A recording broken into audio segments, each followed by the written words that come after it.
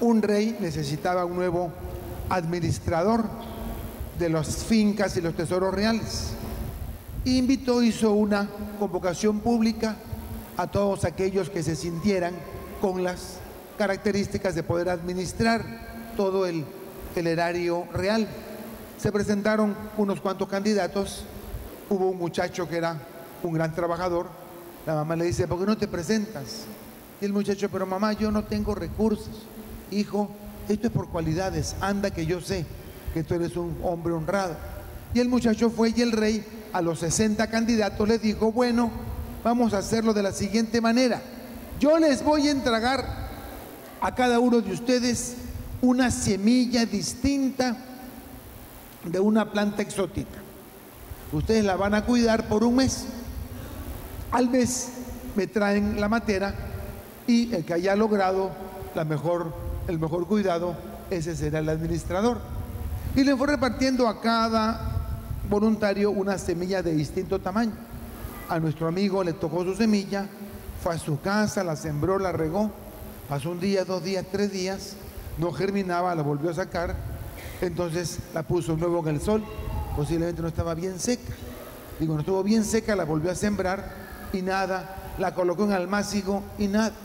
Hizo todo el esfuerzo por ver que esa semilla germinara, pero esa semilla no le dio la gana de germinar.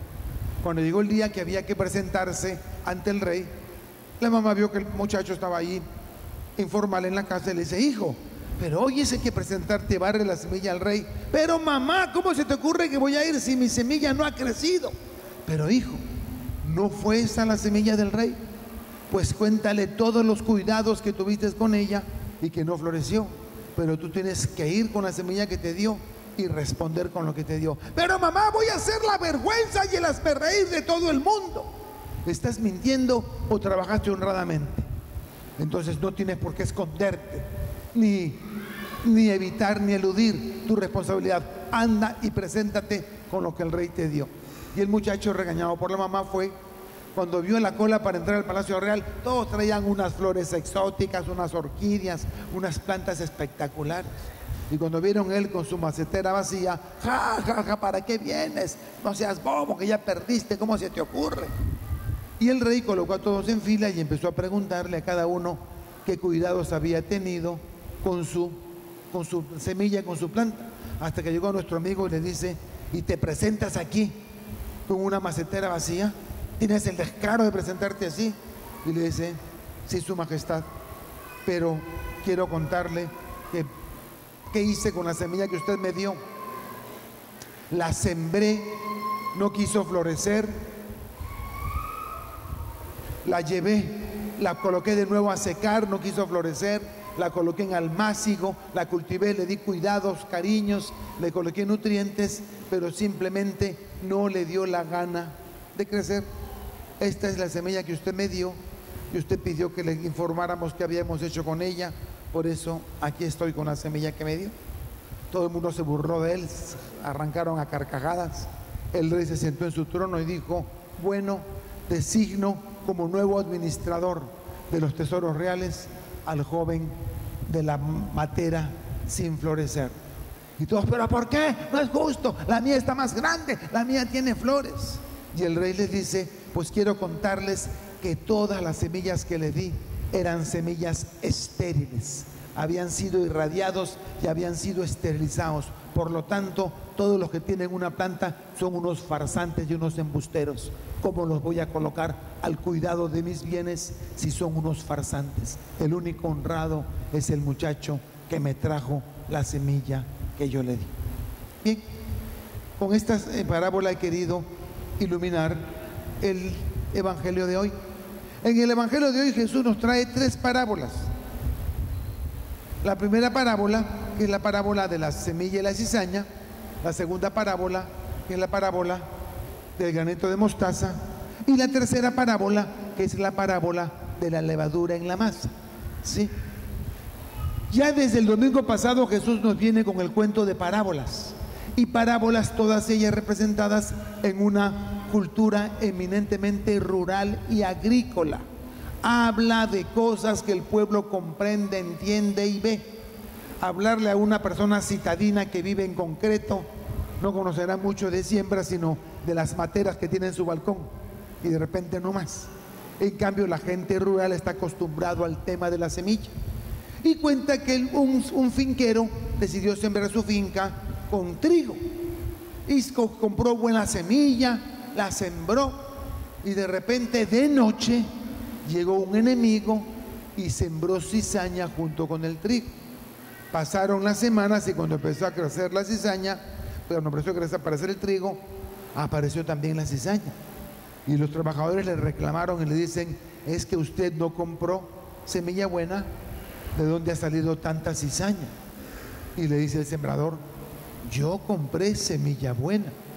Ahora, si hay cizaña, es porque un enemigo mío ha venido a sembrar la cizaña junto con el trigo.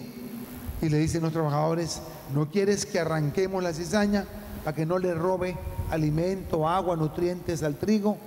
Y le dice: no, porque no vaya a ser que al arrancar la cizaña dañen el trigo. Un ingeniero agrícola me informaba de que la semilla, de que las raíces de las cizañas son 5 o 6 veces más grandes que las raíces del trigo. Tú puedes arrancar una matica de trigo en medio de un campo de trigo y te sale con raicita y todo, puedes sacudirla y te la llevas. El problema de la cizaña es que sus raíces son grandes y se mezclan con la raíz del trigo. ¿Eso qué implica? De que si tú arrancas una mata de cizaña, vas a perjudicar a las plantitas de trigo que crezcan alrededor. Por eso la insistencia del Señor de déjalas que crezcan juntos. Ya en otro texto el Señor decía que Él hace llover sobre buenos y sobre malos. Él envía el sol sobre buenos y malos. Él envía las lluvias sobre buenos y malos. Y dice: déjalos que convivan juntos. Cuando llegue el día de la cosecha, mandaré a mis ángeles a que saquen primero la cizaña, la envuelvan y la quemen, y después el trigo lo pongan en los graneros. Así es como termina Jesús esta primera parábola. Después les cuenta 2 parábolas pequeñitas, la de las semillas de mostaza, y dice que el reino de los cielos se parece a una semilla de mostaza, que siendo la más pequeñita de las hortalizas, termina siendo la más grande de todas, con ramas tan altas que hasta las aves del cielo vienen a colocar sus nidos. Nos está diciendo que la eficacia del reino de los cielos no está en el sembrador, sino que la eficacia del reino de los cielos está en la mismísima semilla. Es la semilla que está preñada de vida.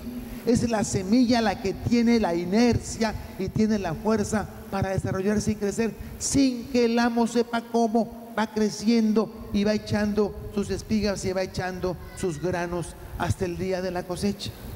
Así funciona la gracia de Dios en nosotros. Así funciona la gracia de Dios en nuestros niños. Muchos papás se me quejan de que sus hijos jóvenes ya no van a misa, ya no quieren ir a la misa, que eso es cosa del pasado, que eso para qué. Y muy angustiados y preocupados me dicen: padre, ¿qué hago para que mi hijo no se pierda? Yo les digo: ore por él,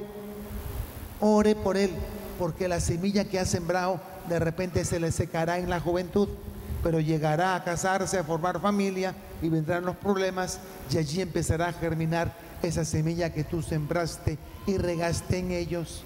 Tarde o temprano termina germinando en el corazón de tus hijos. No nos corresponde a nosotros que crezca, les corresponde al Espíritu Santo que esa semilla crezca. Una mamá me decía: padre, es que mis hijos no quieren venir a misa, pero yo ya descubrí la solución. Les digo: vámonos a la misa de 12 del Padre Charlie. Yo saqué pecho, wow, un punto para mí. Pero cuando dijo lo siguiente me desinfló, porque dijo: yo les digo, vámonos a la misa de 12 del Padre Charlie y después nos vamos a comer en la calle. El que no va a misa no come. Y yo que pensaba que era por las buenas prédicas del Padre Charlie, pero no era amor al marrano, sino al chicharrón. Pero bueno, sea como sea, la semilla va cayendo, la semilla va germinando, la semilla va dando fruto en el corazón. Y vuelve a decir que el reino de los cielos se parece a una mujer que metió levadura dentro de la masa, que sin saber cómo la levadura hace su trabajo solito, y cuando ya está leudada la masa, la mete en el horno y saca su pan o su pudín ya listo, esponjoso por la levadura. La levadura trabaja solita, la gracia de Dios trabaja solita. En la primera parábola, porque los apóstoles les dice que Jesús hablaba siempre en parábolas y no decía nada sino a través de parábolas, para que el que pueda entender entienda y el que no quiere entender no entienda. Algunos teólogos llaman a este texto, le llaman la teología de la obstinación, para que los obstinados no entiendan las parábolas y se queden sin comprender, y los llamados a la gracia puedan salvarse. Esta teología de la obstinación no es que Jesús les predique en parábolas para que no entiendan, no es que las parábolas son complicadas, es exactamente al revés. No hay lenguaje más sencillo, no hay lenguaje más fácil de poder entender los insondables misterios de Dios que a través de cuenticos. Y Jesús se dio cuenta que la manera más fácil para que la gente entendiera el evangelio era así una vez, era contando parábolas. La parábola la entiende el científico nuclear y lo entiende el campesino analfabeto. La parábola lo entiende el universitario y lo entiende el policía. La parábola lo entiende el anciano y lo entiende el niño. Son cuentitos que todos entienden. A través de las parábolas hacemos que los conceptos difíciles del evangelio se aterricen y puedan ser entendidos. Estuve predicando hace 2 meses en Hermosillo, Sonora, y me llamó poderosamente la atención de personas que me dijeron: padre, hace 10 años, hace 11 años, usted vino por acá y nos predicó y nos contó este cuentico. Hey, habían pasado 12 años y todavía se acordaban del cuentico con la que había iluminado mi predicación. De repente no se acordaban del contenido de la predicación, pero del cuentico sí se acordaban. Entonces, no es que Jesús le predique parábolas para que no entienda. En otras palabras, es que si no son capaces de entender una parábola es porque tienen el corazón bloqueado y ya nada que se les diga los podrá entender. Les prediquen parábolas para que todos entiendan. Y el que no es capaz de entender una parábola no es porque la parábola es complicada, sino porque está ciego, está de corazón obstinado. Y le dicen: cuéntanos la parábola. Y dice: muy bien, el sembrador soy yo, la semilla es el evangelio, los que vinieron a sembrar las cizañas es el enemigo, y la cizaña son los hijos de la oscuridad. Ambos crecerán juntos y convivirán juntos, pero habrá un momento en el juicio final en que daré la orden de la cosecha y sacarán primero a los hijos del mal y los echarán al lago de fuego al rechinar de dientes, y los hijos de la luz, el trigo, será llevado al reino de los cielos. Es una parábola escatológica porque nos habla de lo que va a venir y ocurrir al final. El mensaje de hoy es claro: abramos nuestro corazón y dejemos que la semilla germine en nuestro corazón y que el evangelio haga su trabajo desde dentro de nosotros y desde dentro de nuestros seres queridos. Creo en Dios Padre Todopoderoso, Creador del cielo y de la tierra. Creo en Cristo, su único Hijo, nuestro Señor, que fue concebido por obra y gracia del Espíritu Santo. Nació de Santa María Virgen, padeció bajo el poder de Poncio Pilato, fue crucificado, muerto y sepultado.